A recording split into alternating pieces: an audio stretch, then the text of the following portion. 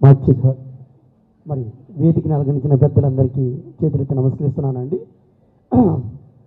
తరగతి గతిలో తలరాతల మార్చేటి గురువులారా, విశ్వానికి విజ్ఞానం అందించే ఆది గురువులారా, వేడుకొండల వెంకటేశ్వర స్వామి కలియుగ దైవం సాక్షిగా, నేను నమ్మిన సరస్వతమ్మ సాక్షిగా నేను ఒకే ఒక 2 మాటలు చెప్పదలుచుకుంటున్నానండి.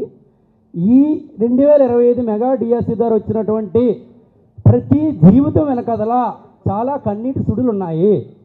ఎందుకంటే గర్భిణీ స్త్రీలు, నేను కూడా ఒక భిక్షక గాయకుడిని, గుర్తింపు లేనటువంటి జాతిలో నుంచి 11 సంవత్సరాలు కష్టపడితే కానీ ఒక ఉద్యోగాన్ని సంపాదించుకోలేపానండి.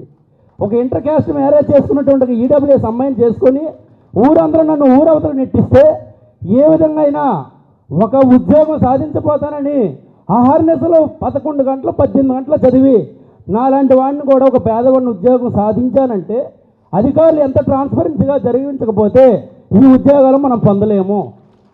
వాస్తవంగా ఇలాంటి పాపకర్మలు ఏవైనా వాళ్ళు నోటంట మాట్లాడుతున్నారంటే నేను 5 రోజులు బట్టి మా మిస్సెస్లు చెప్తూ ఉన్నాను, ఎందుకంటే మీరు వాట్సాప్ అలా చూస్తున్నారు, అలాంటి పనికి మళ్ళీ మాట్లాడి ఉండండి ఒక 5 రోజులు.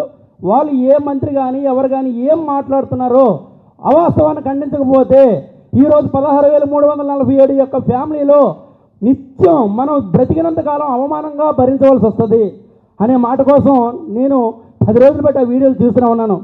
నిజంగా మానవ జన్మ ఎత్తితే 7 సంవత్సరాలు బట్టి ఇవ్వాల్సినటువంటి డిఎస్సి ఉద్యోగాలు జీవితంలో చావరు ఏమని తెలుసుకోవాల్సిన టైంలో 6,000 డిఎస్సి ఉద్యోగాలతో మమ అనిపించేసి పక్కన పెట్టిస్తే పాదయాత్రలో చేసినటువంటి నారా లోకేష్ గారు యువత ఎక్కడ ఇబ్బంది పడుతుందో, నిజంగా ఏమిటి ఈ యొక్క ఆంధ్రప్రదేశ్ రాష్ట్రంలో కావాలో అవి తెలుసుకొని ఈరోజు ఏది ఇస్తే ప్రజల యువత పండుగ చేసుకుంటారో, దేని ద్వారా అయితే మనం జీవితాన్ని సాధిస్తామో, విద్యా ప్రగతిని సాధిస్తామని నమ్మి దేనినైతే ఇచ్చారో దాని పునాదుల మీద ఈరోజు గవర్నమెంట్ చాలా గొప్పగా బతుకుతుంటే అది చూసి వారవలేక ఈ యొక్క బురద జల్లే కార్యక్రమాలు చేస్తున్నారు. కానీ ఆ సరస్వతమ్మ పాదాల సాక్షిగా చెప్తున్నాను, ఇలాంటి ట్రాన్స్పరెంట్ డిఎస్సి, ఇలాంటి కళలకనే డిఎస్సి, ఇలాంటి మోటివేషనల్ డిఎస్సి నా జీవితంలో నేను ఎప్పుడూ ఎరగనండి.